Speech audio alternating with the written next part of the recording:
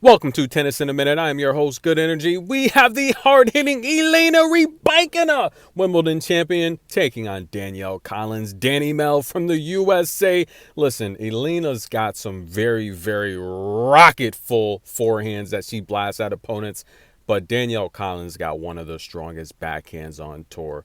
But, ladies and gentlemen, do you see the tape on her knee? Unbelievable. Danielle comes into this match with her ankle taped up and her knee taped up.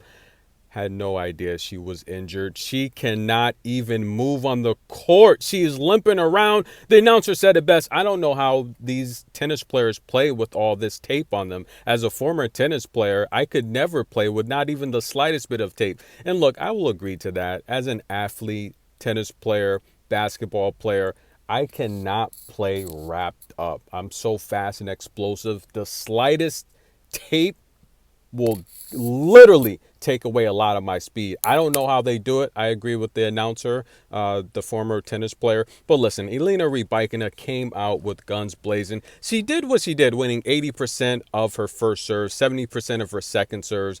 The problem with Danielle is her two breaks, she was up 40-15. She cannot move. She can't cover the baseline. Now, if you follow the channel, I've said time and time again, I do not like Danielle footwork. I don't think she's the fastest. She's very strong, but she's not the fastest. Then you add a wrapped up knee, it's not a good recipe for disaster. I had no idea she was laboring like that. She is clearly injured, ladies and gentlemen. She's limping. She cannot cover the baseline. She cannot cut or move. She can't close out. She has no lift on her knee. She cannot even get her serve in play. Double faulting on both of her breaks.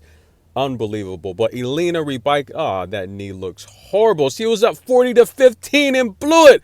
Danielle was my pick. That is not a good pick, guys. She's injured. And look, I should have watched her last match. I didn't cover it because I didn't watch it. But the reality here is a healthy Danielle I don't think Elena could return her backhand. I don't think so. Her backhand, I don't think the 6'1" Rybakina can return that backhand from Danielle. She can't. So, but nonetheless, injuries, they're a part of the game. Danielle is a warrior. Hats off to her. The Wimbledon champion in control of this first set, ladies and gentlemen. But we head to a second. The match isn't over until they shake hands. Stay tuned.